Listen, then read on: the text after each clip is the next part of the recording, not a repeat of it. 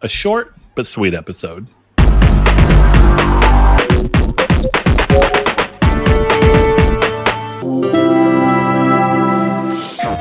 Hello and welcome to Triangle Square, the PlayStation podcast. I'm your host, Brett Beck, and alongside me, as always, is one Mr. Chris Figs. Chris, let people know how you're doing today. I'm doing pretty good. How about you, man? How are you doing? Coming off a vacation high. Gonna go back to work tomorrow. You know how things go. So it's a mix, but I've been enjoying my weekend coming back from where I actually vacation from and getting to come hop back into. I've played 2 games since we've last recorded, and I'll talk about the other one too, but I have been so excited to come back to the game that we are going to spend the vast majority of our time today talking about, I would imagine.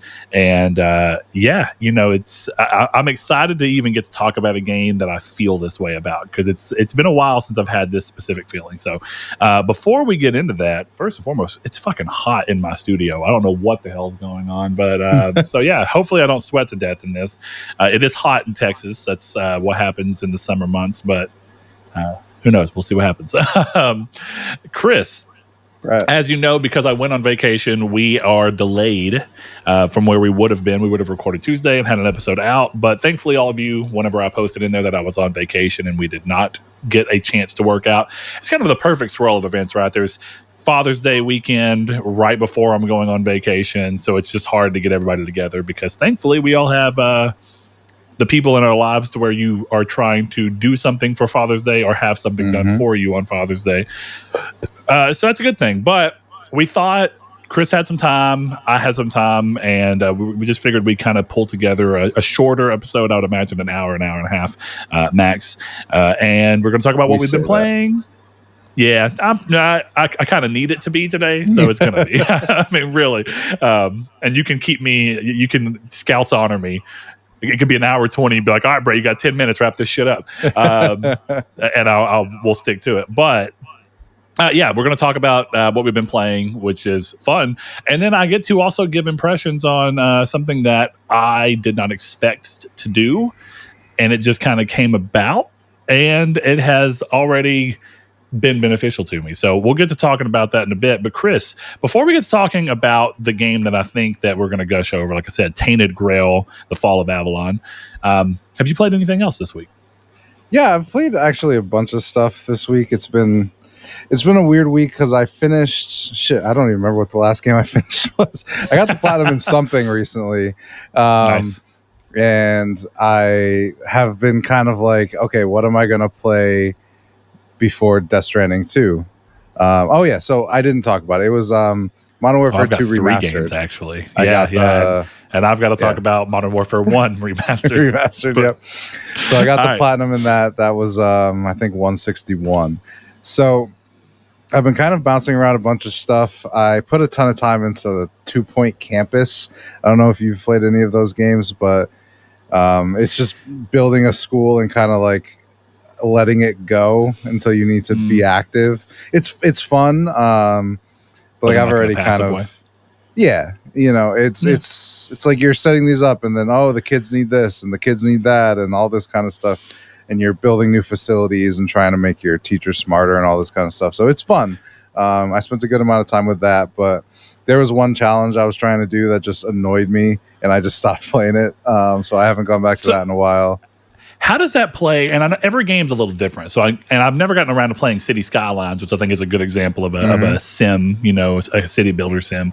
But I have not really played any game like that realistically on console. And I've always wondered, I've always wanted Roller Coaster Tycoon to be on consoles, but then I think about how that game actually functions, and it's very mouse driven. Like it's the way that game, the way 1 and 2 work, like building the hills out and taking a corner and dragging it down and up. It's like, I don't know how you would, you could move it to controller, but it'd be so annoying trying to go to something that's way on the other side of the map if it's having to kind of guess where you're trying to go. I don't know. Most of them, Terraria did something similar where you could probably do that, but how does this game control for console? I mean, it controls fine. There's a little bit of finickiness where I play these games very much like I want everything in straight lines, even numbers, like all of this kind of stuff. And like this game is grid very focused.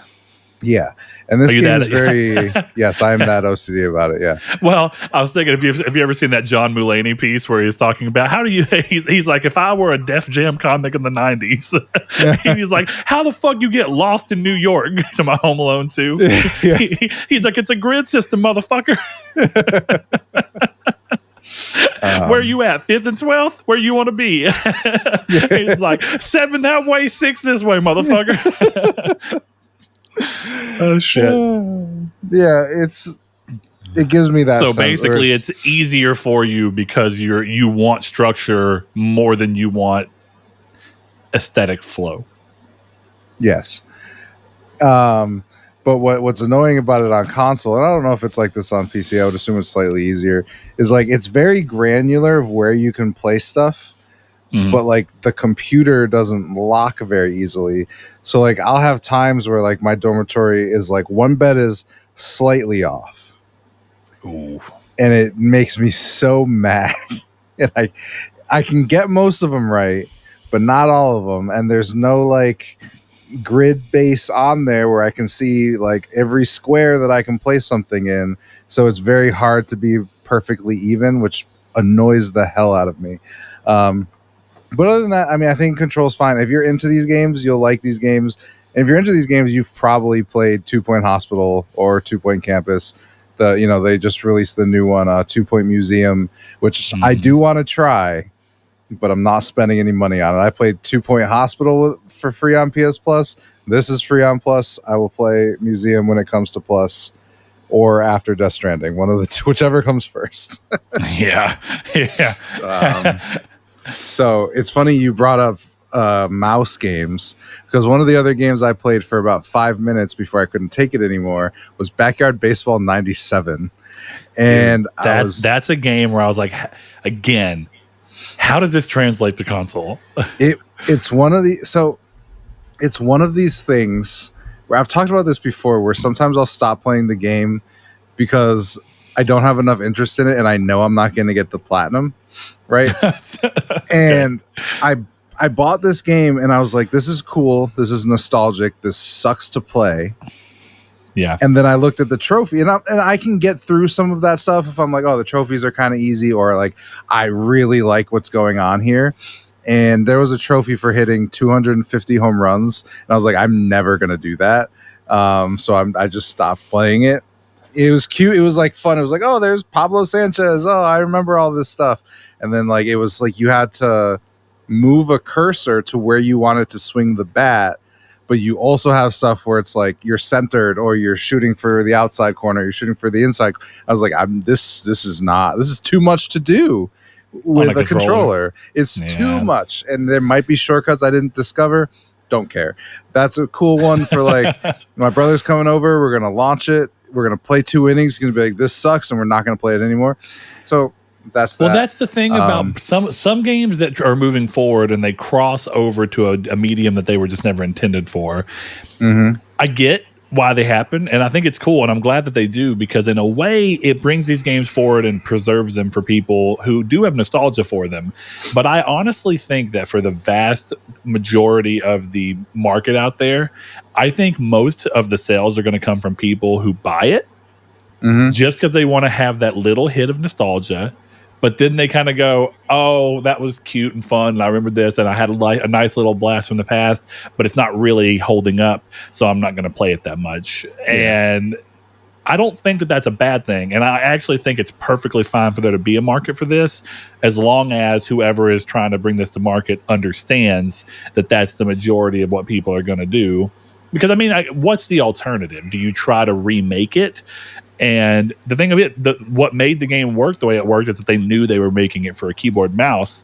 The problem with trying to reallocate that to a controller without fucking up the way that you remember the game playing is this weird balance that always goes between where people are like, remaster versus remake, right? It's like, well, if you're remaking, you have more ability to change these things, but then the magic of what I've really liked about it's gone.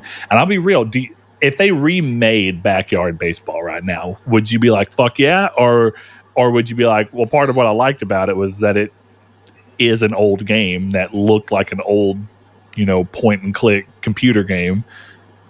I don't know. I don't know what they would do that would differentiate it from anything that's out on baseball. The market. It's like at a certain point, like it's cute in a way of like they're children. You know what I mean? So like they do cute stuff, I guess. Like one girl goes up there with like her teddy bear. It's stuff. But like I don't give a shit. I don't like like I'm it's not cute when the gameplay sucks, but then if the gameplay is better, then it's almost like, well, why am I not just playing MLB? Yeah. It's like for some people it's that you like the whimsicalness of the cartoon. Like I'm honestly I'm sure that, but I guess at this point it's do you still call it backyard baseball? And probably because I think it's a good name, and it does imply this: you're playing it at home. This is kids using their imagination, and you can go a little crazy with it. I would be more interested in a fucking Diamond Dynasty card in MLB than I would a backyard baseball 2025. That's all I'm saying. If they were like, oh, it's Pablo Sanchez in MLB The Show, I'd be like, that's funny, and I would use the card. And that's about it. But we don't need to get stuck on it for too long because I have a couple other games. Go ahead. So, and then we're going to talk about the gruelingness of Call of Duty before we hop into the gruelingness of Tainted Grail. I don't want to say too much about this one. I've been playing Cookie Clicker. I've got 100 hours in it already. Holy shit! Hold on, what? Yeah, I got 100 hours. Okay, I need to ask a very important question. Are we talking about 100 fun hours? We're not even talking about 100 hours I've been sitting at the PlayStation. But like I will say Cookie Clicker is great because it's something like I'll sit here and I'll just throw Cookie Clicker on and I'll just start writing, and then it'll be like, oh, there's a golden cookie, so then I'll turn around, I'll click on the golden cookie, and then I'll leave. Or it's like, oh, I can upgrade something, and then I'll move on. Cookie Clicker is like a perfect game for me because we've talked about before. I want to see numbers go up, man, and I've seen a lot of numbers go up, and this is sick. Like I'm on my second ascension right now. I'm producing 57 million cookies a second. No, billion cookies a second. I'm sorry. No, I think it's millions. Shit. I'm in the middle of a gold thing right now. Billion is a huge difference. So I think we need to actually quantify that one. Let's find out. Hold on. The 52 million. So right now I make 81.846 million cookies per second. When I click on the cookie, I get 3.83 million cookies. So I'll give you some of my general stats. This is fun, right? Right now I have 68,462 cookies, or I'm sorry, 68 billion cookies in the bank. The cookies I've baked this ascension, 2 trillion. And the cookies I've baked all time are 64 trillion. And my legacy started 19 days ago with 2 ascensions. This run started 4 days ago. It's fucking sick, man. Cookie Clicker it's great because there's nothing to it, but there's so much to it. Like you might start it and be like, this is dumb, and then you're gonna get further and you're gonna see like all this. Like there's a stock market in the game. There's wizards who you can cast spells. You can have certain buffs based on who you pray to in your temples. All of this kind of stuff. It's insane. But it's really cool. And I've played 100 hours and I have 5 trophies. So I guess, again, played is a fucked up way to say it. I probably played 10 hours of Cookie Clicker and I've left it running with the TV off for 80 hours. But so that's how it goes. To your point, yeah, there's a Vice article from 2021 that says Cookie Clicker wasn't meant to be fun. Why is it so popular 8 years later? And now we're even further than 8 years. Mm-hmm. That's been 4 years ago. So we're at 12 years on, apparently. Well, it's one of these things where it's I said it to you in something else I guess we've talked about in the card game where I was like, sometimes a bigger number is just good, even if it functionally doesn't mean anything. Like 20 is more fun than 2 when you're doing damage. And in this, it's like when you start clicking at 1 and it's like one cookie, and then you got to click to get 10 so you can get another cursor. Then you got to click to get 100 so you can get a grandma to help you bake cookies automatically. And then the grandmas buff your farms, which buff your factories, which buff your mines. Big number fun. To some people, yes. Okay. I'm not even inherently against you, but are you telling me to download Cookie Clicker now? I don't even want to hear you complain about it, so no. It doesn't. I don't need to hear it. Well, one game has my heart right now, so if you played Cookie Clicker as your main game, you'd be an insane person. So that's it's not what it's for. I would want to meet the person who's like, I only play one game till I get the platinum, and today I've chosen the $5 indie darling Cookie Clicker. Cookie Clicker, and he's sitting there 1,000 hours later. If I did download it and I did end up liking it, the fucked up reality is it's probably exactly what I would do, because that's just how I end up playing games. But it's not good for me. Brett, you can't play Cookie Clicker that way. You just have to look at it. You're not playing Cookie Clicker for half of it. There's a reason that I don't play games during this podcast, and I have Cookie Clicker up there. There's nothing. I'm not looking at Cookie Clicker, but when I'm done, I'll have a bunch of shit to upgrade, and I can buy some banks, I can buy some temples, I can buy some wizard towers. Hold on. This sounds a lot like Clash of Clans and stuff, where you play for 5 minutes and then the game's like, you have to wait 37 hours before your castle's being done built. And it's like, no, I want to play the fucking game. No. Well, now that may be a big. This is the worst exaggeration way to sell a video game. I can't believe I'm going to say this. Cookie Clicker is really fun. Please buy it. Don't listen to what I'm about to say, but it's 100% true. Cookie Clicker, the entire game is waiting for your buildings to go. That's Clash of Clans. But the problem in Clash of Clans is that it gets progressively longer for you to build or do anything, because the game wants you to spend money on it. Now, I'm assuming Cookie Clicker is not rife with fucking microtransactions. No, I don't think so. Maybe I could buy some different cookie for the front of my screen, but that's fine. But I mean, you can't be like, I spent $10 to speed up building my buildings. No, and that's the thing. But in the Cookie Clicker way, kinda, because I can spend sugar. I hate this game. So you're saying in-game currency wise, yes, but not I can spend currency. So it's got these. It sounds fucking insane. It's got these roguelike elements where over my runs you get these thing called sugar lumps, and the sugar lumps are permanent upgrades that carry with you through your runs. So right now, shout out to Flight of the Conchords, my sugar lumps. For anybody who hasn't, go check that song. My grandmas are level 3, and they'll always be level 3, which means they inherently start better. So in a way, there's small in-game microtransactions that continue through runs. But again, this is just an idle game roguelike. That's just games. I have no problem with that. The problem I have in a game like Clash of Clans is that the currency that you use to speed that up is exclusively pretty much bought with real world money.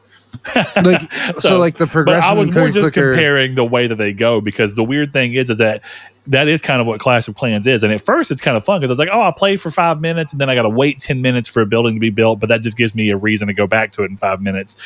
Yeah. But then as you keep going, it gets to a point where for you to do anything, and I shit you not, when I finally stopped playing Clash of Clans, I think I'd have to log in and find out. I think the last time it was come back in 20 days. And I'm like, no, why the fuck would 20 days is insane.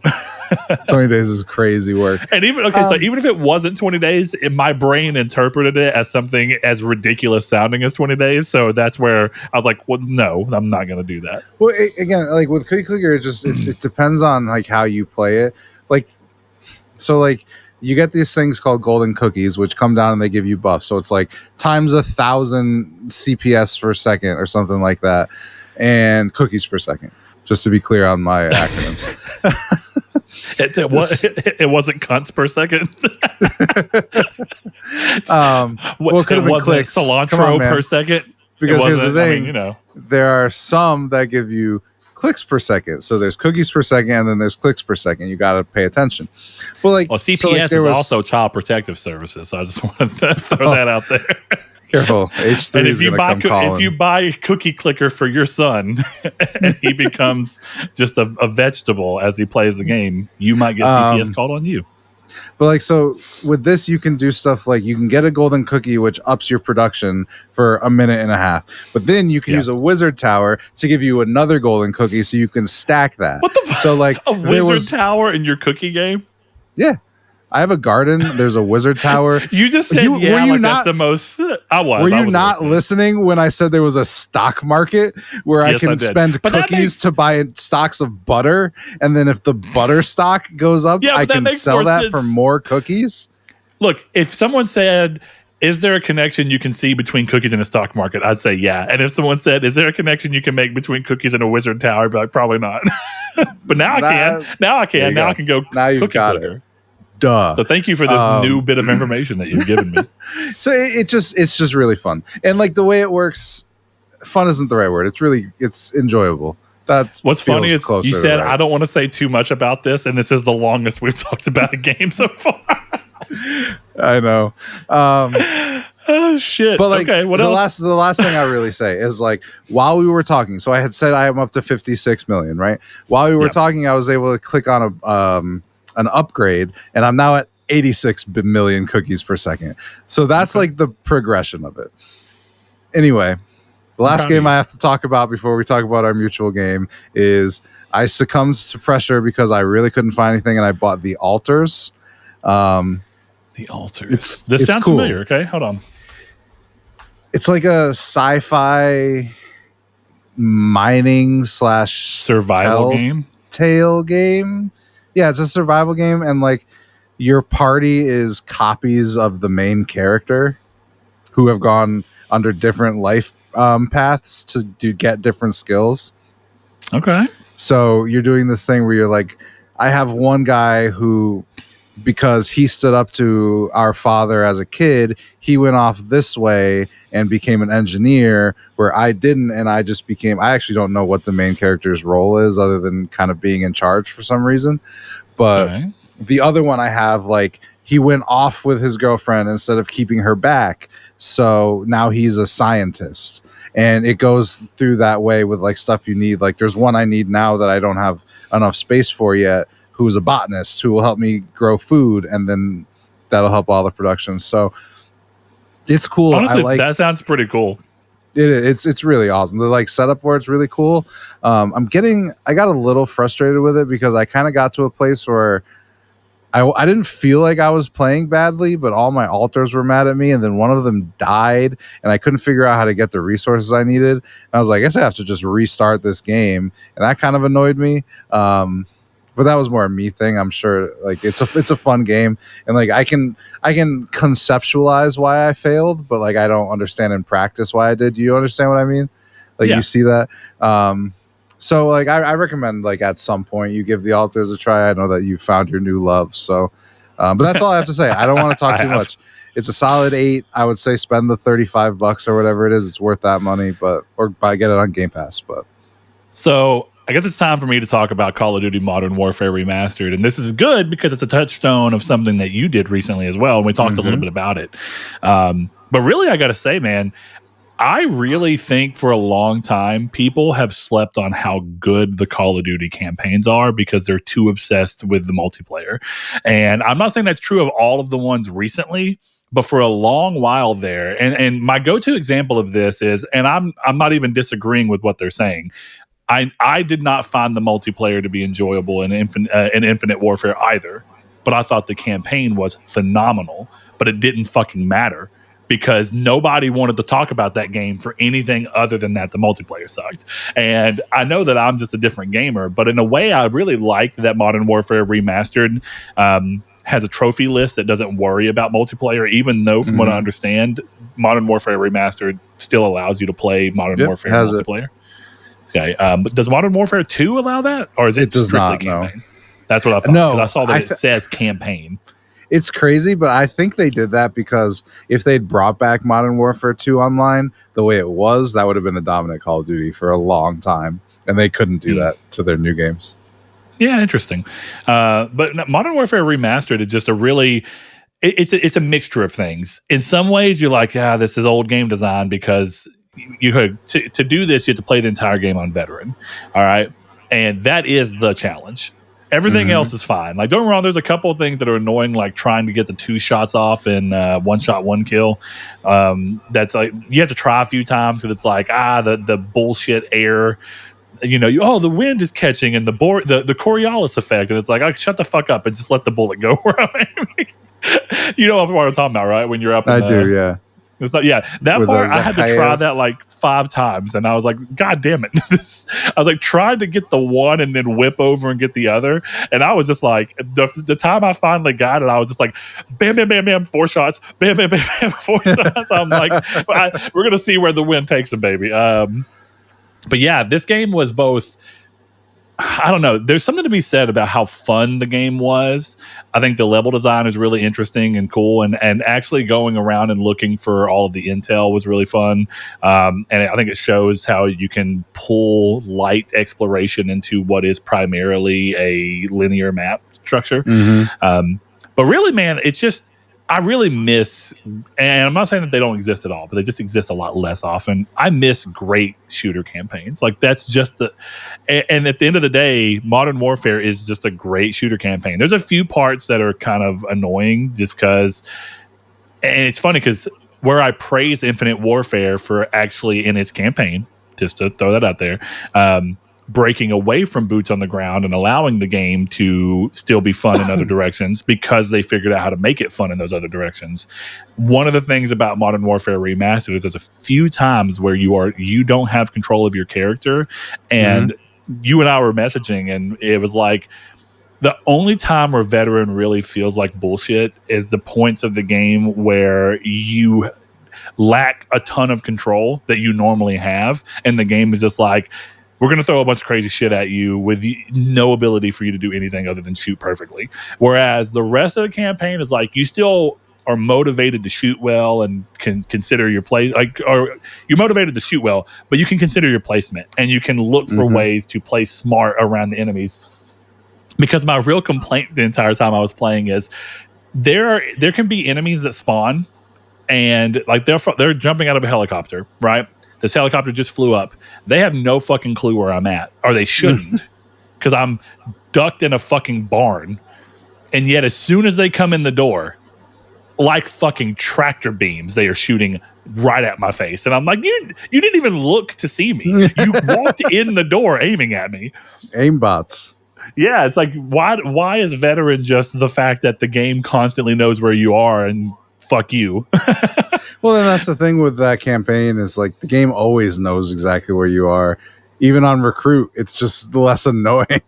Yeah, and that's what's crazy. And I don't know. I guess I just didn't remember it, or I guess gaming has gotten better in how to show difficulty, because I didn't feel that way when I was playing. And I say this primarily because same developer, right? Infinite Warfare I beat on veteran as well, and I beat Modern Warfare 2 on veteran back in the day. But there is that thing where it's like, I don't remember that for Infinite Warfare at all.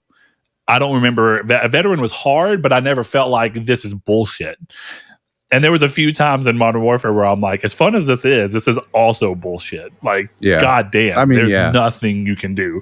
And it all comes to, first of all, story's fun. It's grounded, but it still feels actiony in a way that's like, oh, this is fun, but it's not too crazy. And that's what you're going to probably talk about with Modern Warfare 2. But from a sheer difficulty standpoint, as much as it was both so goddamn frustrating to be in the Mile High Club mission and just being like, I don't see a way through this, but then making it, dude, there is like, people talk about the Elden Ring and From Software game high, like the Soulsborne games highs when you finally beat a boss. I'm gonna be real. That's good, because for the most part in those games, the fights all feel fair and you feel like all you did was figure out how to finally do it. Mile High Club on veteran does not feel fair. No, when you beat it, it feels like you've bested an angry god. Yes, and that's the difference. And I don't know how to describe it, but I have never felt so fucking pumped. I mean, like, it was like, what are they? I can't think of the word right now. But yeah, I was amped the fuck up. Like like the veins in my neck were like vascular. They were popping out, and I was like, oh, okay, adrenaline. I was like, adrenaline is everywhere right now. And I was like, I have done the impossible. Yeah. That trophy, it was funny because I did it. You platinums, we basically got these platinums like right around the same time. And I remember the second time beating Mile High Club, I was like, yeah, whatever.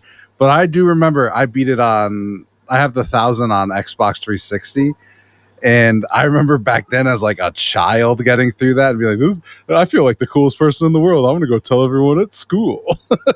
Yeah. And I did that mission too. What was funny about that is that I can't say with absolute certainty. I'd have to go look, and I wonder. I probably could find my Xbox Live account that's on, but I don't remember if I did Modern Warfare originally on Veteran. I think I did, but I know I did Modern Warfare 2 on Veteran, and that's kind of that thing is like playing this one. I was like, dude, if I did this. I mean, because I remember Mile High Club well. It's a cool mission, first of all. I mean, it is fun. Having a minute to get through a section that you have to be like you have to be on your shit is fun. It's very pressured, and you're like, it gives you that sense of reward. But that was a brutal trophy, man. But it was a good time. I'm kind of bummed that I don't feel compelled to do Modern Warfare Remastered, Modern Warfare 2 Remastered's campaign, because hearing you talk about it, it feels like it's going to cross the line from what I enjoyed about the Modern Warfare Remastered trophy list. It's going to cross the line into, no, this is too far. I think it depends on who you are as a Call of Duty player more than anything else, because so the big issue I had with this game was there's a trophy that you get for not dying once throughout the campaign. And there are a couple missions in there where it feels like no matter what I did, I wasn't going to get through it. And I got the platinum, so I did it, obviously. But yeah, there were a couple missions where, like I was telling Brett, there was one mission, Wolverines. It's where you're defending, the Chili's and the Burger King, basically, in that campaign, which is sick. And then you have this thing where you have to go fight the BTRs. And like, if you get tracked by those, even on recruit, you're going to die. And that was what was happening to me is like, I'd go out and I'd be like, okay, I'm good. I got this. I'm dead. Okay, I'm good. I got this. I'm dead. And then sometimes it's like, oh, I killed these guys and I got through, but then a dude meleeed me, and melee is a one-hit kill, so I just died, No. But the thing for me, again, it depends on how you are as a Call of Duty gamer. When I'm playing on recruit, no matter what I have to do, even if it is don't die, what I'm going to do is try and speed run the level, and that's what gets me killed. And it's just habit, because I would do that on Veteran too, but the thing with Veteran is like you can't speed run through, because on recruit, like, they'll miss you. On Veteran, they will not. So you have to take your time, whereas on recruit, it's like half this mission I'm just sprinting past objectives, not even killing anyone, and then all of a sudden I got lasered or shot in the head and I died. Yeah.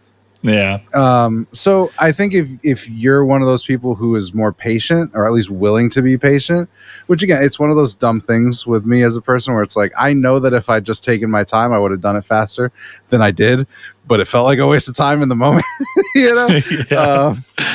To your point, though, because like one of the things that got me as a touchstone back into Modern Warfare 1 is that there's a few missions on Modern Warfare 1 where you have a timer. And so you have this external sense of, okay, I got to get this done in a certain amount of time. And I literally had to Google at one point because I was like, I don't remember a game until Killzone 2 actually having infinite spawns to push back against you. Like that was a big thing about Killzone 2. And I remember loving it because like definitely at the end of Killzone 2 when you're storming Skull of Asari's thing, it's like you're going through and it's like, no, if you don't push forward, you will literally be there for hours. The game will just stranglehold you there.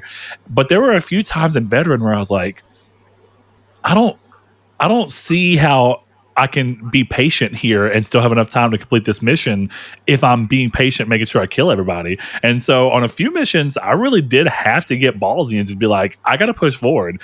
And what I think it is that I don't think the game infinite spawns, but I think the game has a certain number of enemies that are set to spawn. But if you can press to the next objective, you'll cut the spawn short.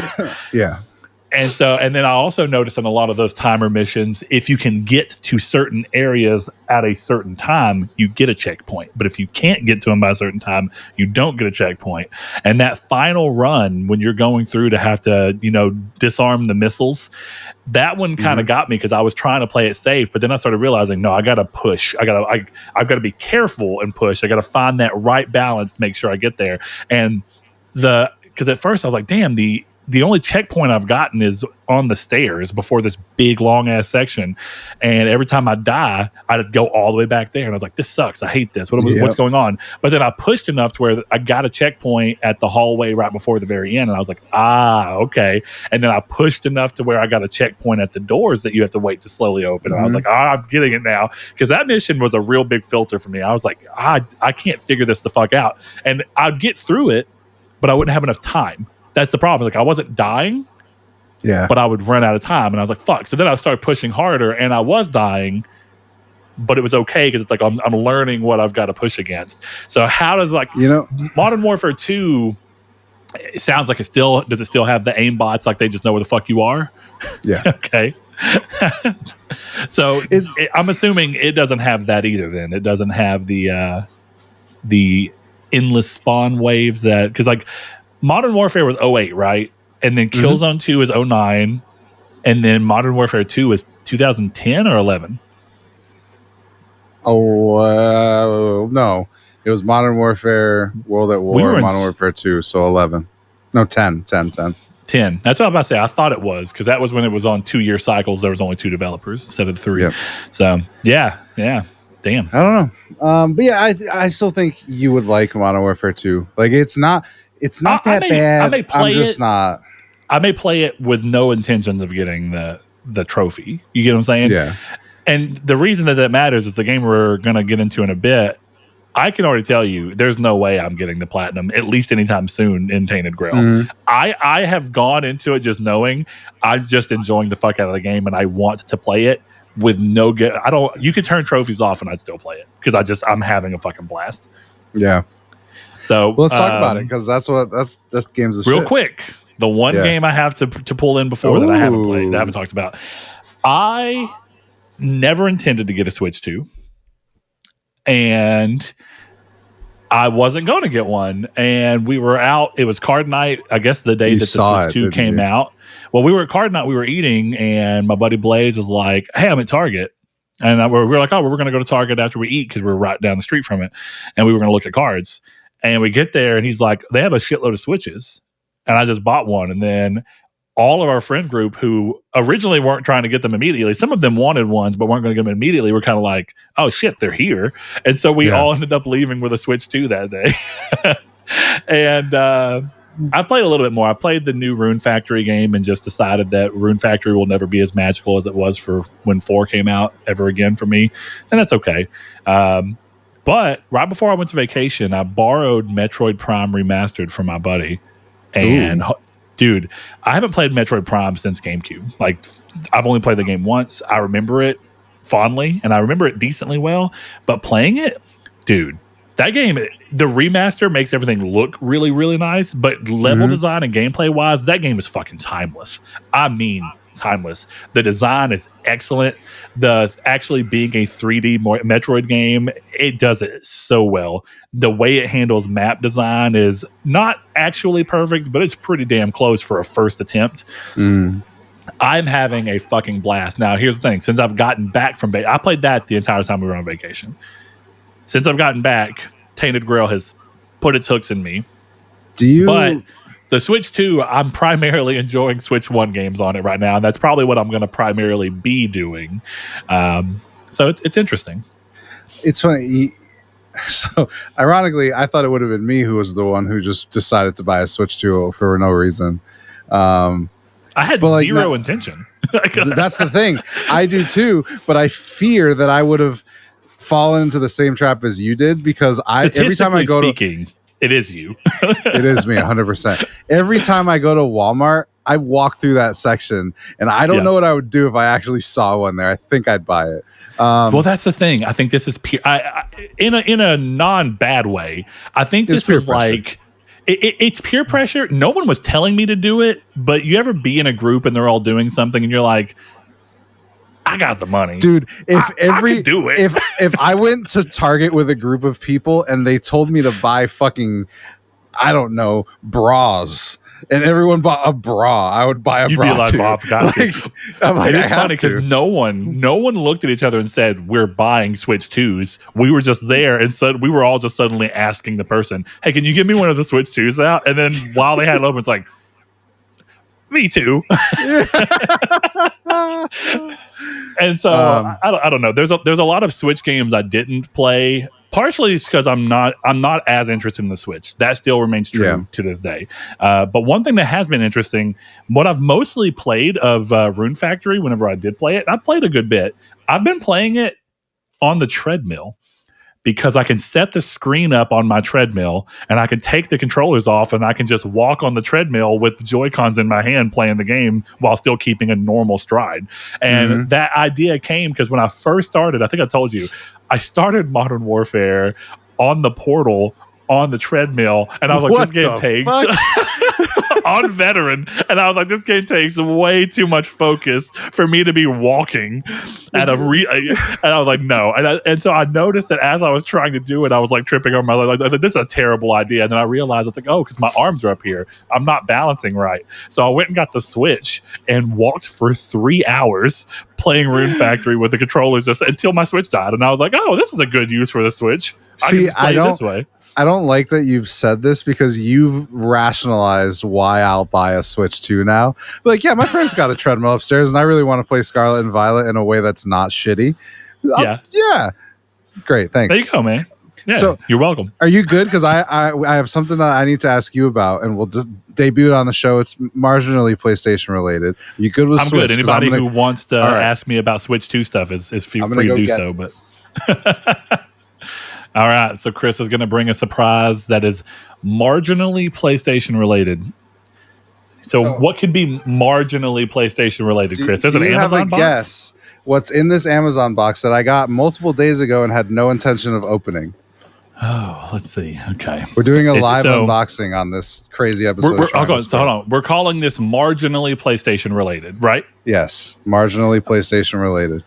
My first guess of something that I would consider to be marginally PlayStation related while not being explicitly is the Sony Ericsson phone that had the slide up screen with the analog sticks that were they were like capacitor analog sticks. That is a non-serious answer. Then I don't know. What the fuck else could be marginally related? So I have this. Oh, I guess that is marginally PlayStation related. Hey, Chris, look. Should I open this? Oh, are you talking about from a value standpoint? Well, my gut, I bought it because I wanted the cars, and then I've seen the discourse, and I'm like, I don't think I should open this. That's why I never took it out of the box. I'm going to be real. I don't think you have to worry too much about this because this is a starter thing. They're readily available. People aren't buying them in crazy spades.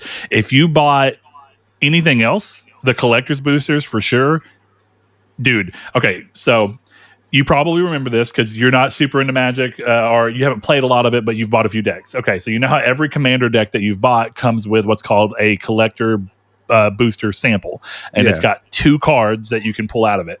When I bought the Cloud deck, which is what I ended up going with for my pre-con from this set, it came with a collector's booster, and I opened it and I got the full art Cloud that matched the commander deck that I got. And I was like, sick. Fucking sweet.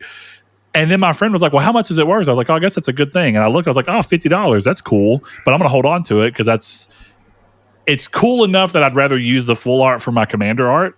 Mm-hmm. And then Thursday while we were playing, I got back and made it to card night just in time. And while we were playing, I started looking at another card that I'd pulled from a different collector's booster that I got. And I was like, holy shit, this card went from 35 to 75. And then I was like, wait a minute, where did Cloud go? And so the Cloud I pulled for free arguably out of this had went up to $100, and so I listed it and sold it for $100 in 2 minutes. That's crazy. So my cloud deck was free.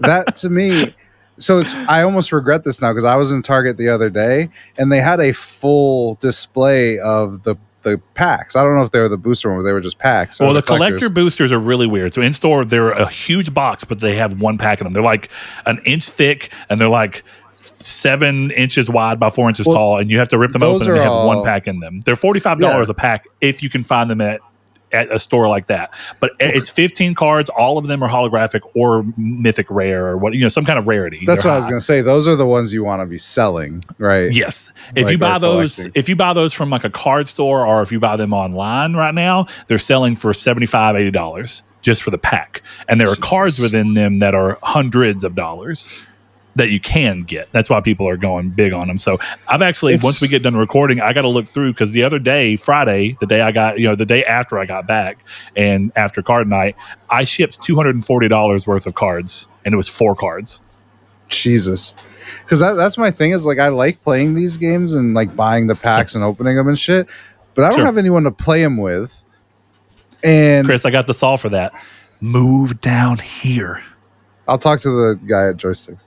And every Thursday, you can be part of game night. You guys just got to let me Skype in until someone gets pissed off that I play a toxic deck and they just close the laptop. I'm like, God damn it. Fuck you.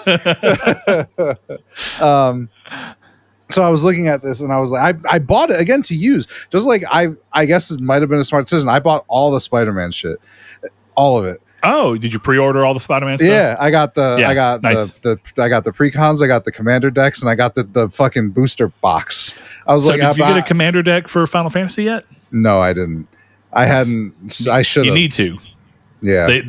I think that, look, here's the reality. There's a big craze around these right now, but the Final Fantasy expansion is for every version of Magic, which is not always the case. Well, the Spider-Man one that I was reading about, which I almost feel like I should keep, I definitely shouldn't open those, because like it's the one split with the community that people are pissed about, where the online game and the physical game are no longer the same, because the Spider-Man cards are not Spider-Man cards in the online version, which is kind of nuts. Because they don't have the rights for it. Yeah, it's a really weird situation. The Avatar: The Last Airbender stuff's coming in November as well. And that looks really cool. Yeah, they finally revealed the art for, actually the whole card for Aang, and it's fucking cool and really interesting. I'm wondering what they're going to do. It's a complete tangent. I'm sorry, but like, it just kind of sucks that like I want to get into this game, and like I was reading about like the Clive card sounds really cool, but like, it's not worth buying packs hoping to pull it, but I'm also just buy not the card. Exactly. But like, I don't want to do that either. I've got the full art Joshua right here and a foil. Here, I'll pull it to the camera so you can enjoy it.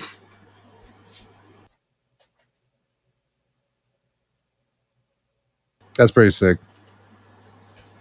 And I actually have Clive. He's just not the full art one. He's in my stack of cards over here. But yeah, no, there's some cool ones. Blaze is building a VV deck. The VV deck's really fucking cool, and if you like Final Fantasy 9 or Kingdom Hearts 2, you know who VV is. You should at least. Want a Kefka deck. So I don't know. It's just one of those things where I'm like, I do want to play this, and I don't know if we'll see. Speaking of Final Fantasy, then we can move off of that and start talking about our shared game that we love. There's a Genova card. And one of my primary decks I've been playing for a while is the Mothman Fallout deck, and it uses a specific Fallout mechanic that they made for that called Rad Counters, and you get to build them up. But that whole deck is also mutants for the most part. And so this card, Genova Ancient Calamity, is an alien, but the actual wording is at the beginning of combat on your turn, put a number of +1/+1 counters equal to Genova's power on up to one other target creature, which works so well with Mothman. He already ticks himself up. That creature becomes a mutant in addition to its other types. That doesn't matter. Whenever a mutant you control dies during your turn, you draw cards equal to its power. So if I pull this out and then just putting 1/1 counters on all my creatures and then letting them die, I'm getting crazy card draw. So I'm going to try and slot that into my Mothman deck and have a good time. Uh-oh, you muted yourself, Chris. Sorry, I was on a different web page and I'm like looking at because I was like, maybe I will just buy the Clive card. And then I saw the prices of all the other ones. I'm like, why the fuck would I buy any of this? Why would I do this? It's a bad time to buy because it's what they call in the housing market. It's a seller's market. But it can only get worse, right? No, here's the thing. Realistically, you can take what you want to out of this. I am pretty sure they're going to reprint this set. Like, I'm like 90% positive they're going to reprint this set, and everyone who got crazy and tried to buy because they were worried about scarcity is going to feel dumb. There's going to be people who spend the money and don't care because they just like the cards and had the money. That's cool. But I wouldn't worry too much. I think a lot of these cards are going to come down in cost soon. And then they're going to come down even more once they do a reprint. Now, there's just a rush because they're hard to get because people are scalping them like crazy. To the point where when I bought my Precon, I was in a Walmart, the same Walmart I took you to in Ashtown before I took you back to the airport. Because they do a better job at stocking. They had 7 of the collector's boosters. Like I said, $45 each. I grabbed one, and a dude walked in behind me right after I grabbed the one and grabbed the 6. And it was like a dude who I shit you not was like 70. He's not fucking playing. The chances of him playing this game are very low. I was like, this is a fucking scalper. This is a dude who he's making his retirement on making sure he follows weird shit that younger dudes are into who are willing to spend stupid money. And he's just coming to buy these for $45, turn around and sell them for $80.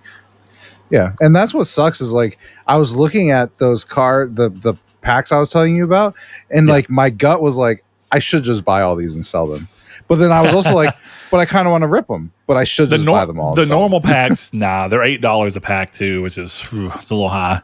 If you want to get them just to enjoy and see what cards you can pull, the ideal thing to do is get a bundle. So it's like a little box that is wrapped, and you undo the wrapping. I got that one for the Spider-Man cards. Yeah. It comes with like 8 or 9 packs. I can't remember. And it comes with like a sealed thing of lands that you can use to make a deck off of and stuff like that. And they usually come with a cool dice.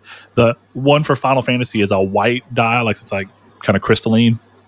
And it's got black numbers. It's one of the easiest die to read from them. And the 1 symbol, or the 20 symbol rather, if I'm not mistaken, is a Moogle head. It's really cute. I love it. But... all right. So we talked about loosely PlayStation related. Yeah, I've seen people in the Discord talking about the Magic the Gathering stuff and how this Final Fantasy thing has pushed them into it. And it's a good time. There's all the decks are pretty good. Like, they're fun to play. They're really good. So it's a good time to hop in with some great precons. So I just bought the Clive cards, so it's fine. There you go. I'm proud of you. Speaking of Clive, my buddy Blaze, he was talking about how he wasn't really feeling Final Fantasy 7 combat. And I was like, that's interesting. I thought the combat was really great in that. But I also know that he really he loves Devil May Cry. He loved the DMC game from Ninja Theory that a lot of people tried shitting on, but it's actually a great game. And I was like, dude, how about you just, I was like, this is going to sound weird. Buy Final Fantasy 16. I was like, you're going to love it. Your wife's going to love it. Storyline wise, she'll be really into it. Gameplay wise, you're going to fucking love it. It's the guy who did combat for Devil May Cry 5. And he was like, oh, okay. And he got it. And he messaged me the other day, like, this game fucking rocks. I was like, yes, it does. It's incredible.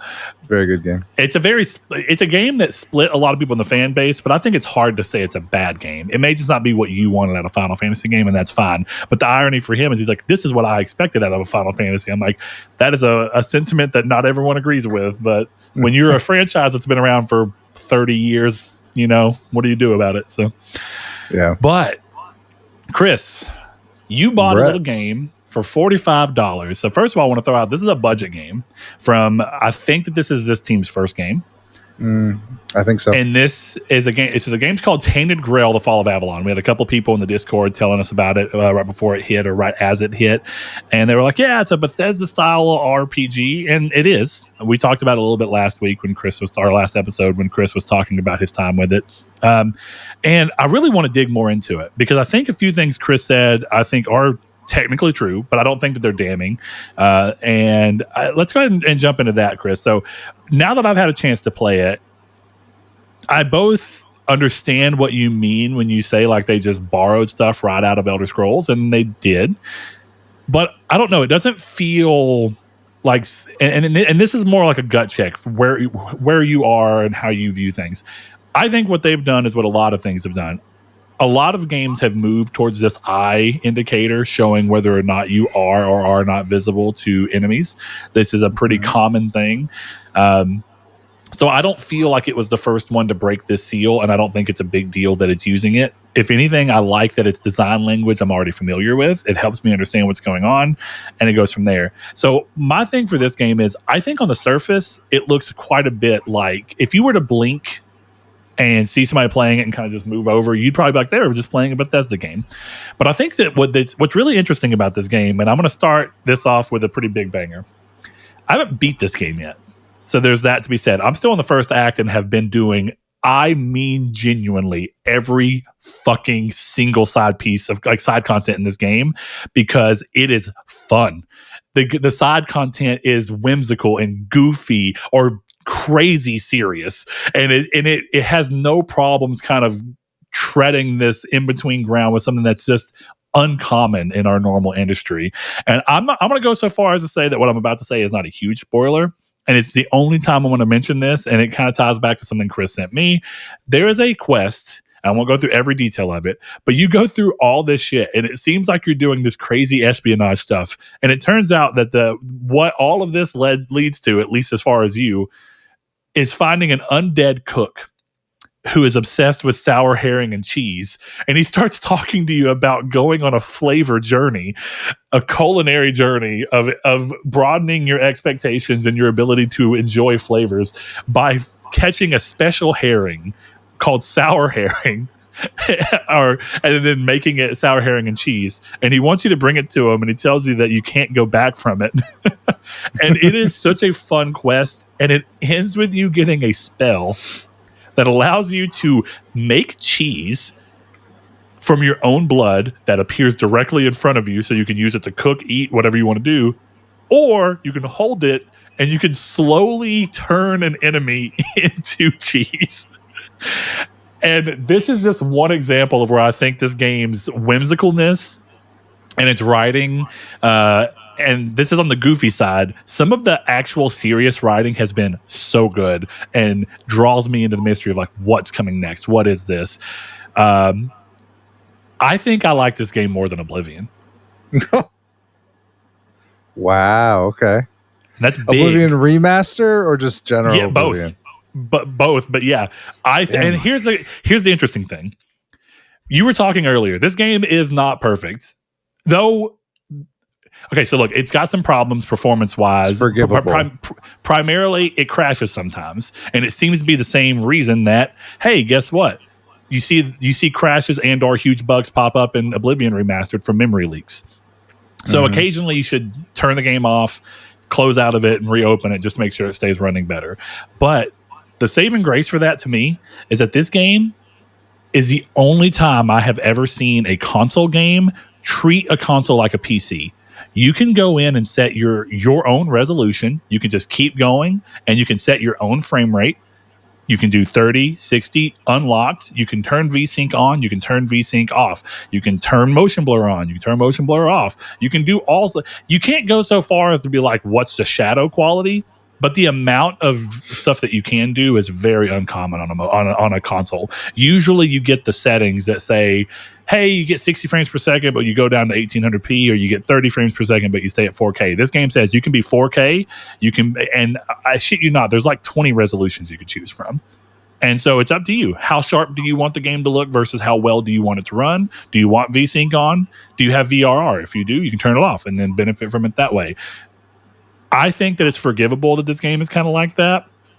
But as Chris said, this game has a certain level of jank, but I find it endearing. And to some degree, I honestly don't give a shit.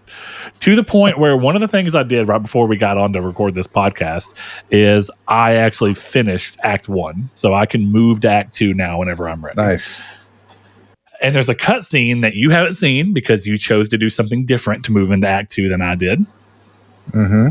And with that, while the cutscene was happening, first of all, these cutscenes are nothing to write home about. They're just placing the camera. The lip sync in this game is basically non-existent. But the voice acting is surprisingly solid across the board. While the cutscene was going, my I love this. This guy's up here giving this speech, and I did not take away any of my my summons. They're in the cutscene, fucking walking around him in the video, and the video feed just kept going black. So you'd see him talking, and then it would just go black for like 15 seconds, and then it'd come back for 5, and it'd go back to black. But the subtitles are there, and I was able to read them, and I'm like, I don't give a shit. The story's really cool. It's super interesting. This Arthurian legend basis that all this is being built upon is very intriguing, and they really care about the lore, and they have a ton of stuff diving into it. And if I'm seeing this out of Act 1, this feels like a less polished Baldur's Gate 3 in the fact that they cared so much. I know that sounds crazy, but hear me out. Okay. Baldur's Gate 3 comes from a known entity and a known developer, and Baldur's Gate 3 was like they're bringing all that forward into a big game. This feels like the ambition of Baldur's Gate 3 coming from a studio who this is their first game and it's only $45, not $70 or $60. You know what I'm saying? Because I think that the last time I felt like the side content in the game was this cool was Baldur's Gate 3. I was like, oh, this is neat. They're doing a good job with that. But I'm kind of curious to see where you land on that, because I saw that we've been talking a lot about the side content, and I think today in particular, you've stumbled into quite a bit of side content that you know is not necessary, but we were messaging each other and you're like, dude, this is an insane quest. Like, this is one of the coolest things I feel like I've ever played. Dude. And I know you don't want to go into spoilers, but how are you feeling about how the game presents both its main quest line that you're moving through, but also its various levels of side content? No, I mean, I think the way it presents its main quest is very much it took how everyone feels about Skyrim's main quest and was kind of like, this is how we feel about it too. Does that make sense? Where it's like, there's a lot of stuff to do for the main quest, but like I think you're further than the main quest than I am. You know, I don't know that I am, but maybe. Well, you've pulled something I think that I haven't, unless I misunderstood you. Oh, so then you haven't moved to Act 2 map. Did you do that at the end of Act 2? Because I am in Act 2. So if you're in Act 2, is what you do. To get to Act 2, okay, well, actually, now we're going to move into another thing. This game surprises me because it not only has multiple scenarios, multiple cutscenes, multiple voice acting things, and multiple quests that are completely optional or tied to certain events that you do, that this game moves through. Because I looked a little bit into it after I did. I didn't want to spoil anything for myself, but there's like 8 different ways to go around the Excalibur situation. Mm-hmm. You don't even have to do anything with Galahad. You don't have to interact with any of that. There's a way around it entirely. Yeah, you just need health multiple, actually. There's multiple ways around it. Yeah. There's a trophy for doing it without doing anything. Yeah, and I think that's pretty cool. And so we were talking about like me choosing what I chose gave me a very specific quest that I got to go do, and I saw some wild shit. But there's like 5 other cutscenes just tied around to this one thing. That's pretty sick. And so what I'm going to is, you may have found a way to get into Act 2's map, because, okay, this is another thing. The game is not open world. The game is open hub, which I did know. But this, again, Baldur's Gate 3 comes to mind here, because if you remember, Chris, Baldur's Gate 3 does each act in one map section. Yeah. And this game does as well. Map 1 is in the Southern Horns. When you go to Act 2, you go into a different loading zone that I have quests that are waiting for me that are like side quests that are continuing on in there. And it's called like Cuamacht or something like that. Cuamacht or something. And that is the map section for Act 2. So if you've gone into a new map section, you're in Act 2. Okay. Even if you haven't dealt with Excalibur. And that just goes to show you how many paths this game lets you truly take. And I'm really impressed with that, because that's actually, my buddy came over yesterday for a bit and was watching me play it, because I texted him and said, dude, I think this is right up your alley. And when we were looking at it, we were talking about how one of the things I love most about this game is that no decision that you make is obvious. Every decision, I am constantly second guessing whether I'm doing the thing that I really want to be doing. And I think that that's really a testament to how this game approaches quest design, because yesterday alone there were 3 different moments where I had decisions to make and I was like frozen for like a few minutes, like I don't know what to do, because I don't, in a good way, I don't have enough information to feel confident in choosing a path. Whereas normally I'm so used to Bethesda games kind of holding your hand and it's just obvious when you're doing the good or the bad thing. And in this game, it's like, maybe everyone's a little good and a little bad. You won't know until you go through. Well, it's like, it seems like we've interpreted things differently too, just based on conversation. So there's a lot. It's just, I don't know. It's very interesting in a lot of ways. Like what I was doing today, I was just trying to do a side quest. And I saw like, oh, that's weird. There's stuff coming out of the water. And then I dive down and then there's this giant hole. So I dive into the hole and then there's a whole castle in there. And then there's this crazy like quest where if I wasn't conscious about spoilers, I was like ready to send you just what it changed to the point where like, I want you to do that. I want you to like beeline for that in Act 2, but I don't know if you're strong enough to do it. Speaking of interesting things, like, and while we're trying to be mindful of spoilers, did you interact with the Queen side quest in Act 1 at all? Maybe. You'll know. The fact that you're saying maybe, there's no way that you haven't. What goes into, because what I just did had to do with the Queen. Okay, there's a character named Brock. Yes, that's exactly what I was doing. When you do her like dream thing. I'm not that far yet, because the part I'm doing starts. Okay, but good to know. That's the quest I'm on. It's so cool. You have to go do it after this show and message me, because I was like, I thought it was to the point where I thought the game broke. Oh shit! Yeah, okay. Like just like what was going on, and it's funny because I had the same thing where it's just this completely different look, and then all of a sudden my 3 assassins are just walking behind me like, hey, what's up, man? And I'm like, you're not supposed to be here. This is a weird part for you. But yes, that's the exact question. So did you wait? Did you start it? Have you progressed it at all? Yeah, I've progressed it some.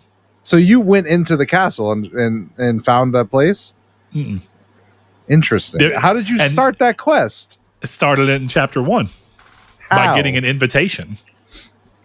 See, I found the castle and then I just explored the area and then did that quest. This is interesting. See, I thought we go into okay. Do you remember a while back when we were talking about Oblivion?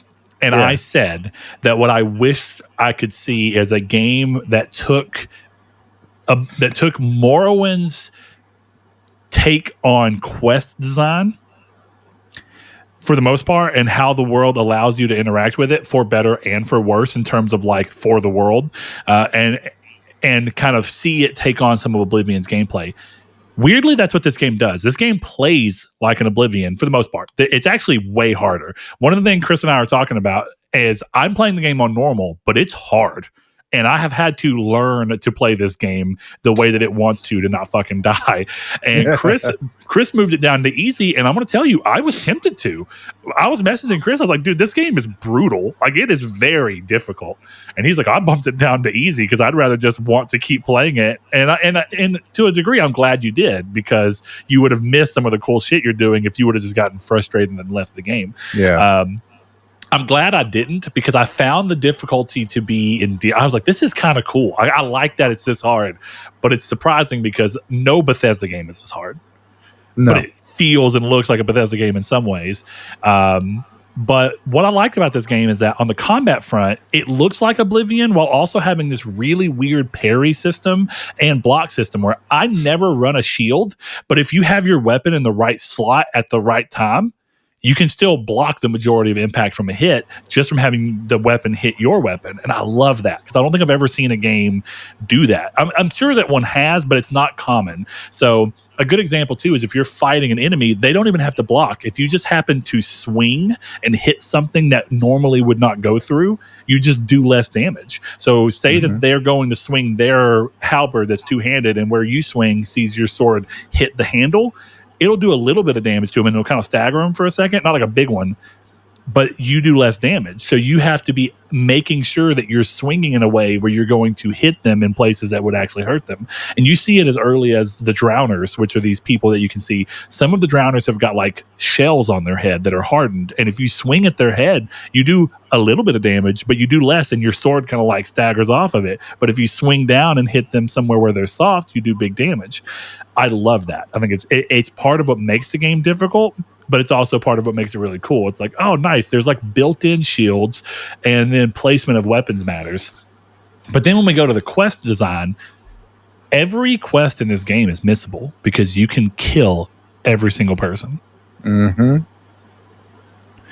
I might be going a little too far, but I know for a fact one of the things that Oblivion did that Morrowind didn't do, Oblivion made it to where you couldn't kill people who gave quests. Yeah. This game does not give a shit. No, it does not. Now, there are probably a few people that you can't kill, but there's also lore reasons as to why you can't kill them. So it works for me in a sense where I don't ever feel restricted. I feel like it's my destiny. And it's cool that you just stumble into a quest that I was asking you about in a completely different way, in a completely different act, and are interacting with something that I thought was really interesting from the first act. I can't even get to what you're talking about. Yeah. Yeah, well, you can't now, but... I can't, as soon as I choose to go into there. But I think that that's really cool because this goes to show, and this is my thing, this game has, we were talking a while back when we were talking about, before Oblivion even came out, actually, we were talking about how Bethesda is in a really interesting spot because for the most part, developers have not tried like every other game has. Like, remember when Call of Duty came out and kind of took over the world? Every developer was trying to, every publisher tried to have a Call of Duty killer. And before that, it was the Halo killer, right? And then you saw Far Cry happen, and then everybody wanted to have a Far Cry Assassin's Creed style open world game. They're gonna do that. But we never really saw anybody really take the Bethesda formula and do much with it until we saw the Outer Worlds. And even then, it was a pretty big change on it. But this game, I think, is taking the Bethesda formula, making really obvious and good changes. I think the combat in this is way better than Oblivion. It's hard as fuck, but it's better. And then I think it's doing interesting stuff with the quest design. But all of this comes from the fact that these people give a shit and they have an ambition that I don't think big studios tend to lose a little bit of ambition. So the way I go through that is like, this is the most gratifying exploring an open world has felt to me in years. I mean, years. And what I find interesting about it is I'm having so much fun just exploring and finding stuff. And we've gotten to a point where like all these games are using the Ubisoft method where it's a map full of interest points. This game has interest points and it has a compass and they show up. But they almost always lead to something interesting. There's Stagfather shrines that lead to a challenge that's really interesting. And if you can complete them, there's something. Bandit camps aren't on the map. You're just walking and bandits happen to be in an area. And then you kill them and you go, oh shit, there's a camp here. And I told you about a mission that had a character named like Vidar or something like that. And I don't want to go into too crazy, but basically I cleared a camp of bandits that were just on the way to where I was going to do the sour herring and cheese mission. Nice. And I saw a dude in a cage and I was like, oh, okay, let me see if I can find a key. And I did. I let him out and he was like, I'm worried about this. There's this organization that does this. I want to try and get out in front of them. And so I went and met with him. And basically, I had a crossroads choice of, do I help this guy or do I help this group that feels like a Arthurian / Polish inspired Dark Brotherhood? And that's fucking cool that you just stumbled into that, you know? Holy shit!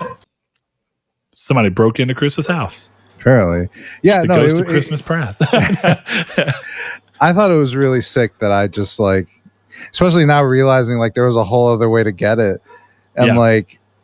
because I knew nothing. All I knew was like I went in and I'm like, okay, this is this weird area, and then I'm just walking around, and then I fight a boss, and then I go inside, and I'm like, huh, there's a bunch of shit here, and like I wasn't getting quest markers, and I was just kind of exploring, and then all of a sudden it's like you did this quest, and here's this crazy interlude.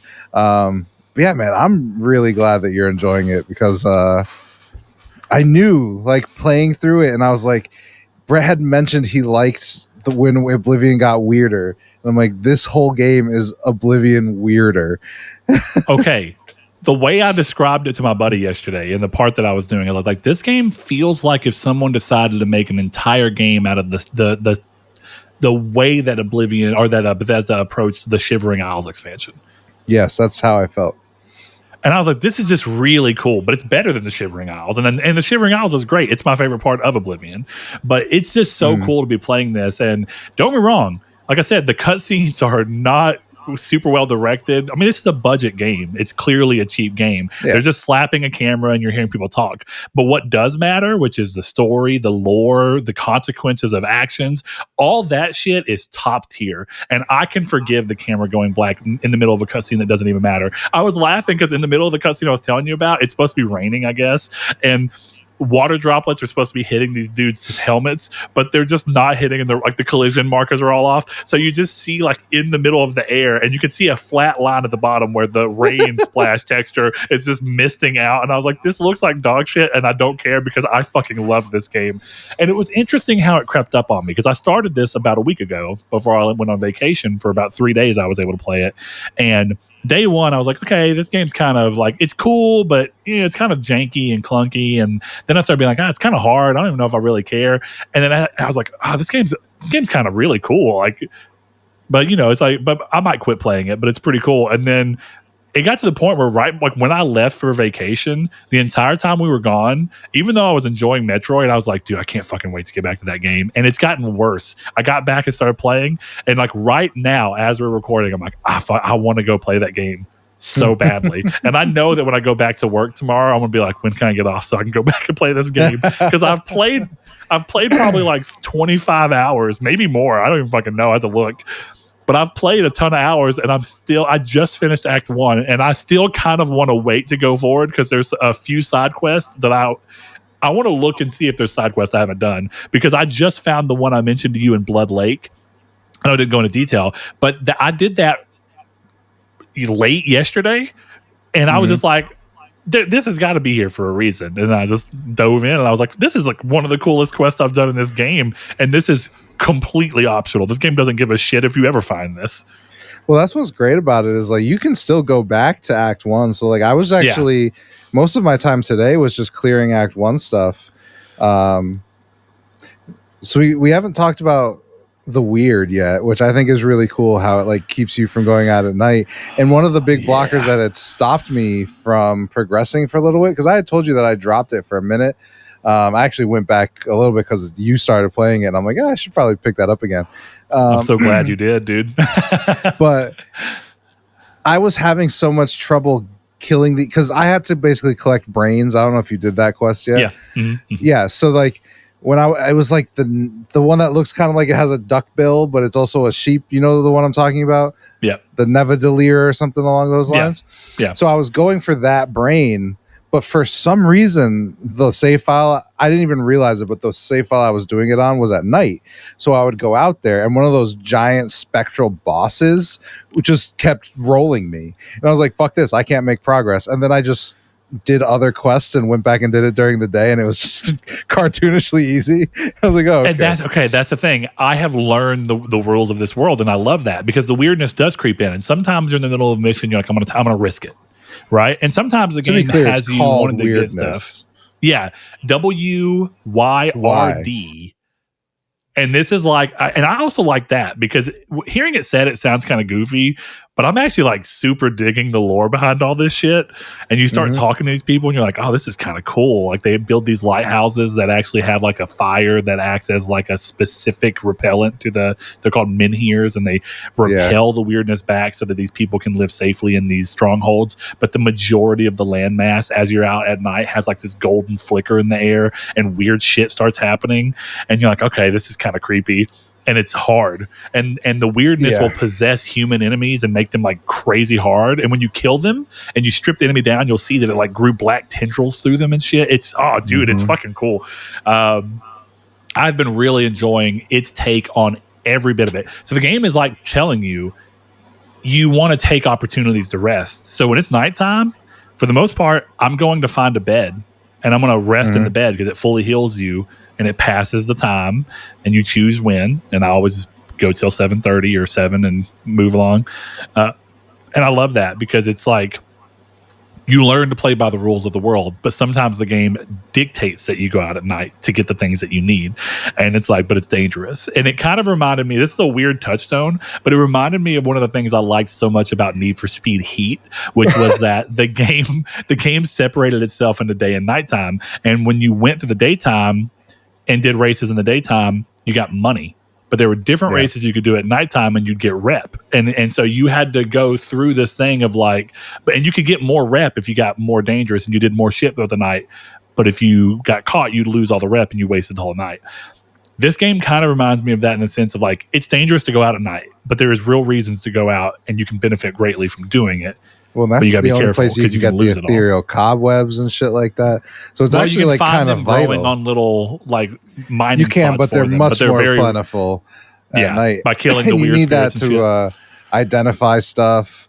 But so I think we're both running the same build right now, right? Yeah, we both ended up battle mage without even realizing it. Yeah, and so I actually pushed Chris towards trying out summons more because he had said he's like, it takes a lot of your mana, which it does, but it gets better as you dump resources into it. I just before I got off, I could have 5 summons up at once.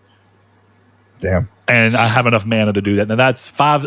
Right now, I only have enough mana to do it with the Grindylows, but it's still pretty cool. And like I was telling you, the Grindylows are so fun because they act as distractions, so the enemies will go through there. But they're like these little goblin dudes with these hammers, and you can fight them in the real world. You'll find them. But if they do a killing blow on somebody, the way that they're strong, so their hammer will like send the body flying. Sometimes if they hit sideways, you'll just see like the body fly and hit a rock. And then sometimes if they hit right, you'll see the body just fly like 50 feet in the air, and you'll be like, holy shit. The first time I ever fought a mistling, which is like a really cool enemy because like you have like this rain cloud kind of around it, and it's like misty, and you've got to work your way into the mist and find the source of the mist and then kill it. Well, I had my summons out and they killed it. They did the final blow. I didn't. And the body flew way the fuck away. And I was like, I didn't get to loot it because I can't find it. But yeah, I don't know. So, what you're talking about there kind of goes into what I love so much about it. There's a sense of exploration, not even in the sense of like you want to explore the drops from the things that you kill, because like there's things you can get from them. So it's like, I don't know what I'm going to need this brain or this drowner tongue or this drowner heart or this hot goo from the dudes that explode. It's like, what are these? And you start realizing there's cool alchemy shit. But yeah, we're both doing that battle mage setup, and I love it. I went for it because I just kind of like the idea. And it is weird that in a way, I guess we're being a little bit more, I mean, we're still battle mages. I mean, summoning is still a school of magic in this game. But for the first like 10 or 12, maybe even 15 hours I was playing the game, I was trying to use like spells that you cast. And those are okay. That's what I'm mostly running. I actually think I prefer it to the summons. Because one of my big problems with the summons was it does use a lot of mana, but at this point that's mitigated. It's more that like it made the game feel a little bit less active. So like I had a point where I had like venomous it was basically a venom one and it was a fire one, and I could throw them like it was a machine gun, so I could just be through both hands. It was just so much more fun to do that. But I'm at a point now. Well, that's the thing is I like the sword in one hand and a spell in the other. Well, so what I do, I like to cast and then move around and stab and position myself behind them to get a hit. I play that mostly. So right now, I don't know if you've got it yet. It's the electric one that you shoot this like electric thunderbolt out. Maybe, but I honestly, since I've been fucking with the summons lately, I haven't done much of the magic. I've got one that's like you steal their blood and use it to heal you that I really liked. I thought that one was pretty fun.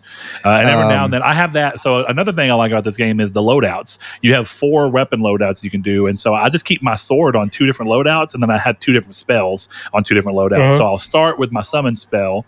And then mid-combat, I can swap over real quickly by holding L1 and moving up and clicking to it. And I can move to the one that, as my summons are going and I'm moving around and attacking, I can start draining the blood to make sure I'm healed. And there's some cool stuff that goes in, too, because I know we're playing the game at a different difficulty level, so that's going to come into some of my decisions. But when you keep going down the skill tree for summons in this game, you have this ability to where anytime a summon dies, 10% of your health and the remaining summons, they get healed for 10% of their overall health. And so it becomes a method for me to not have to waste so much food and potions, because I can summon really easily. One of them will die, it'll heal me, and then I can just kind of keep that cycle going, so I'm less prone to dying, and I'm getting some distraction, which is great for groups of enemies. And when it's not groups of enemies, when it's a big boss that's focused on you, it's great because it gives distraction, because a lot of the bosses can like one hit you if you're not careful, at least on normal. I don't know how you're experiencing that, but like the first time you have to fight an ogre, that was fucking hard. I mean, it's definitely not. Hold on. So, what was I going to say? Oh yeah. So, like for me, I use the weapon wheel in kind of a different way than you. It seems, where I have one set that's both of the summons I use, which right now it's like a skeleton knight and assassins. So what I do now is I basically go into combat, I raise 3 of them, and then I just switch to my spell and my sword. And I have, at the point of the game I'm at, with the way I've leveled up, I have enough mana that I can basically unlimited fire my spell and have the 3 assassins up. So it's really efficient for me. Yeah, so that's basically the way I've been running combat. So it's been cool. Okay, I may mess around with that, because I mean that's kind of, it's similar, but in the fact that you just have both your summons there, and then you do whatever summon you want, and then you switch over. Yeah, I'm just kind of cutting the middleman out. I always have a sword able to come out, so I can do my summons and then switch over to the spell I'm going to run primarily. But I always like to have a sword, and I it's just the way that I like to envision the playing is like I'm doing a little bit of both. I can summon something, get a distraction, start stealing his blood, stab him in the back, and I'm like, oh, this is fun. I like the ideology of this pretty well. I don't but like I also pushing think in that much. That's fair. And that's another thing too, is like what strategy works for how you play versus how difficult the game is. And I'm finding that positioning myself behind the enemy and getting the distractions so that I can place myself out of their primary zones. Like you can still fuck up every now and then. Like I fought a few ogres since, and they'll swing that big hammer back, and even though I was behind them, I was just close enough to where the hammer hit me. Didn't kill me, but it's just like, oh, okay, I gotta be careful. So the only downside to the summons thing is I think I kind of have found the most broken area of the game. I think when you can run enough summons that you can distract enough, I'm going to be curious the next time I die, because it's now that I've been doing the summons and have been focusing on them, I haven't died. But I also pay attention, and I always have spells on me, or I always have a healing potion. So well, I've gotten close and had to pause and healing potion or whatever. But I think what it shows is just the difference in like the skill tree, even based we're running kind of the same build, but like at least the electric spell that I use, it's a one-shot kill. Yeah. So because that's cool. I love that there's enough variation there. I assume that most of your skill points were put into summoning, where for me now they are. They were originally in combat. My general magic one, the one that has like all the mana and stuff like that, I have every single perk in there. So I just walk and then hold it, and then he does the more powerful version. Dead. So like I don't need to use my sword very much. So it really, like when I'm throwing out like the boss I did today, which was the quest that we've been talking about, I was throwing out my 3 assassins, and I was just standing back and then hold, let go, quarter health, hold, let go, quarter health. And then like it got a little bit harder because then he starts throwing out summons and stuff like that, so it made it a little bit more difficult. But like the way I've built my character, like I almost probably should bring the difficulty back up, because like it's kind of easy now where like the spells just are crazy. And then if I do the I think rapid it's also fire learning spells, the done. game, So once you learn what the game is trying to do for you, it's there. But I think where I am most impressed by this game is in the fact that I think that they've learned a lot of lessons that I think Bethesda, and I'm not saying Bethesda's in the wrong for this. I want to go ahead and throw that out there. I love this game, but I'm going to be the first person to say that this game's difficulty, how weird and how damning it is, and the choices that you make. Like, you make a choice and it can lock you out of a bunch of quests. Again, not something Bethesda usually does. And even if it does, it's because they're giving you alternate quests that fill that gap. You can just completely end a quest line here. It's by nature of one weird decision, even a decision to just kill somebody. But I'm liking that they've learned a lot of lessons from Bethesda that they wanted to then come back and make more interesting from a role-playing perspective and work that back in. But what I'm really kind of hoping here is that some of the inventiveness in the side quest, because most of what I've heard about, this is coming from a place of ignorance, truly. I've not played Starfield, but I've heard that Starfield side content is not necessarily great, nor is its exploration. The main story is okay. What I want to see them do is go back to a point where they have an immediately compelling side content with interesting writing, and that they're willing to be a little more ballsy. There's a sense of, there's really a sense of ambition in this game that, despite its somewhat rough nature by being a budget title from a studio that's pretty new to things, there's an ambition that even from the last few Bethesda games I've really enjoyed, like Skyrim and Fallout 4 to some degree, was still missing from those. And I'm not saying that those are bad games, but I felt like Bethesda was able to get a little complacent because no one was pushing them at their own game. But now that, even though this is a small game that I'm sure will probably not blow up, I hope it does. I want to support this developer because I think this is a really cool game. This is the most excited I've been for a game in a long, long time at this point. And I stumbled into it. That's the better thing. I didn't come into it excited, and then the game proved itself to me. The game proved itself to me and made me love it this much. But I'm hoping to see developers push Bethesda into being like, we're seeing what other people are doing, and sometimes the coolest thing you can do is have somebody take your idea, spin it in a way, and then it stirs the creative gears for you, and you go, I have a new way to consider the way that we approach our games that is not what they're doing, but it's also not what we were doing, and now I can do something that's truly creative again. And I'd love to see Bethesda's next game just blow me the fuck away because people are pushing on them. Maybe it's not their next game.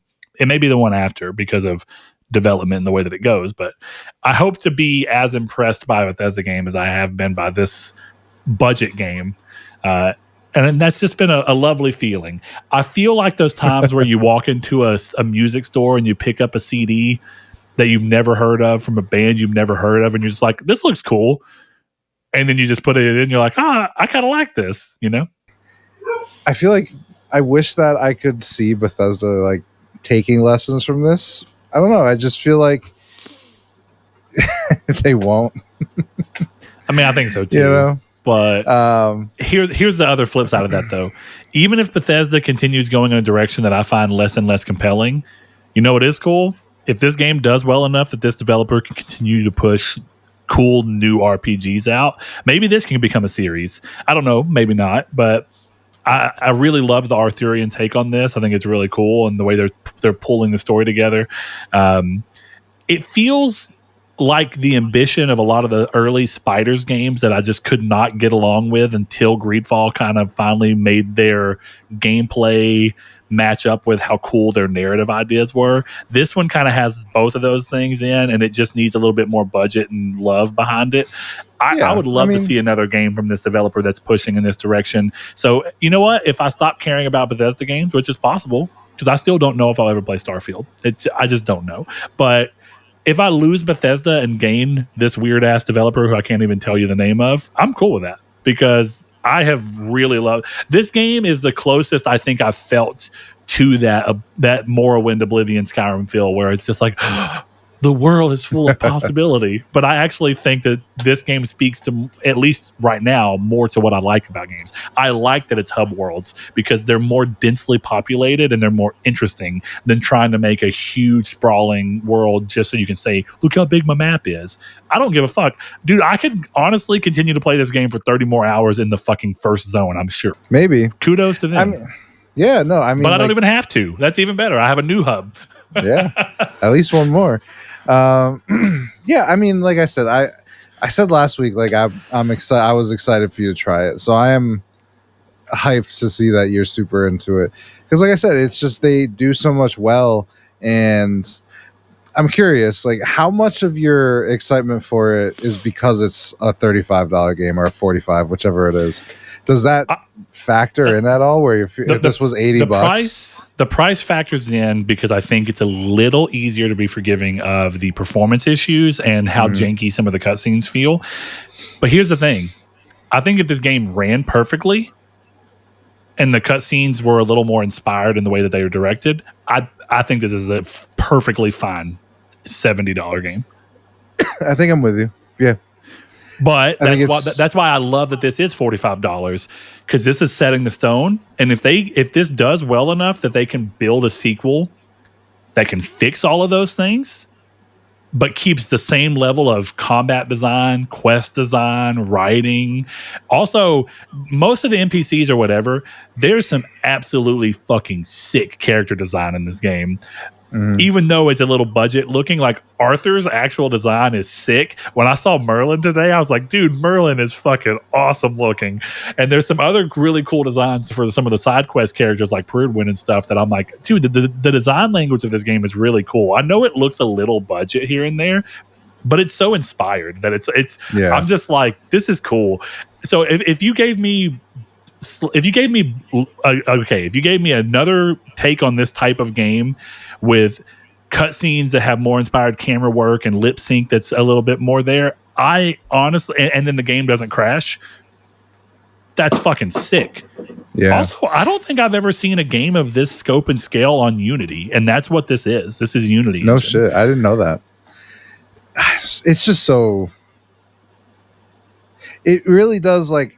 I feel like I wonder if you agree with my statement last episode when I said that this game like kind of made me feel like Skyrim was like a normal game wearing fantasy clothes, because you play this game and see like how fantasy it is compared to Skyrim. Which, like, if you told me Skyrim took place at a Ren Fair in Hartford, I would believe you.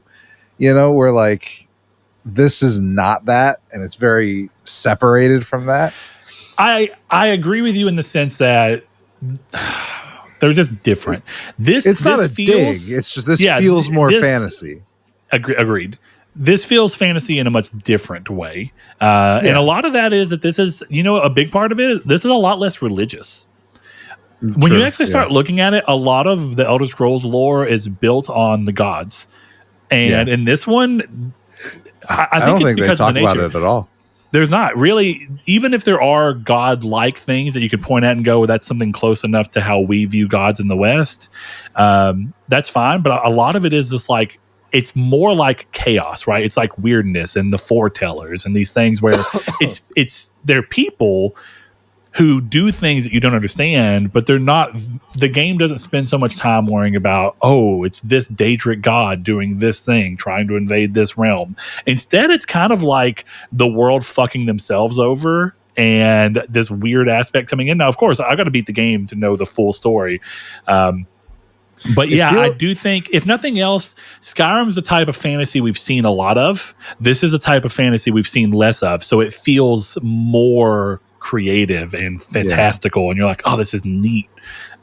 Some of these quests I genuinely can't imagine Bethesda's world being able to support. Not even if they could come up with the writing aspect of it. I don't think their world fits with how weird some of these things are. I mean, some of them are a little different. Like, one of my favorite quests, even though it's kind of a throwaway quest, is the dude who hates seagulls. I haven't done it. Did you? He's I on talked the to him, castle. but I haven't finished it. Dude's fucking crazy, and I love that quest. It's awesome. Funny. This dude who's just like conspiracy theory against seagulls.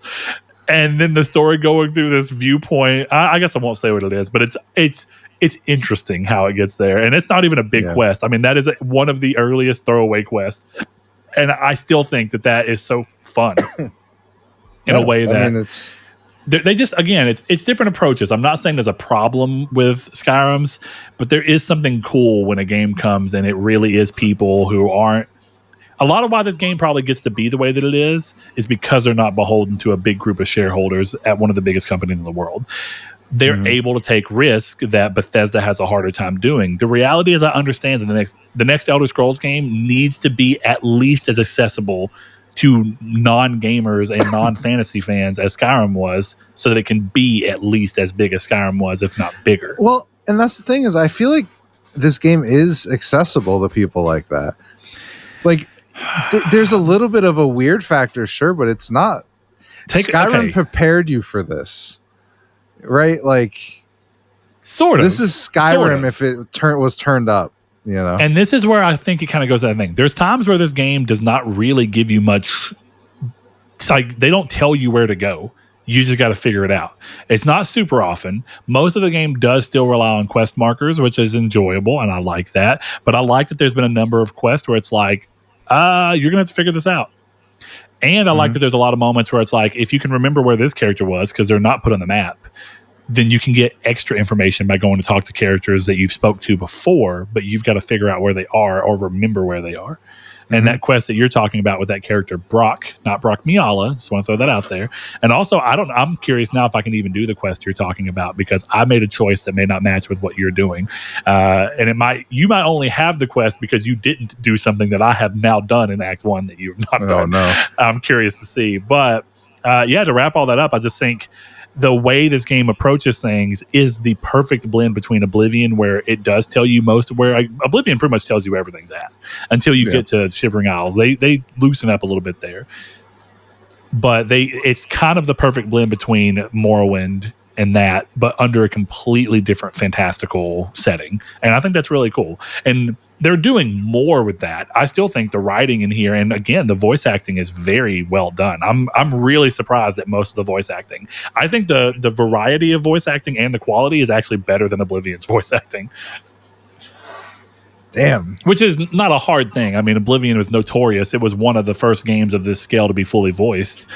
So give it props where it's due. But I think that this game has ultimately better, more interesting voice acting. And I've not heard the same voice twice yet.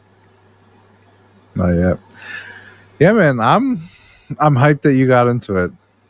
I'm glad you bought it. As I told you, I'm going to go to my account and buy it just to support the game because I think it's cool. I like that. Being 2 for 2. This is the first double recommendation from Chris that got glowing reviews. I guess Call of Duty wasn't necessarily glowing, but you got the platinum, so I'll take it. But I told you to. No, I'm just joking. You pushed me in a good direction. I'm glad I did that after Days Gone because I needed a not open world game before I jumped into one that was big like this. So, good call. You need to go play that quest if you can do it after this. I want to get a text at like 8:00 if you're like, holy shit, I know what you're talking about now. I hope so.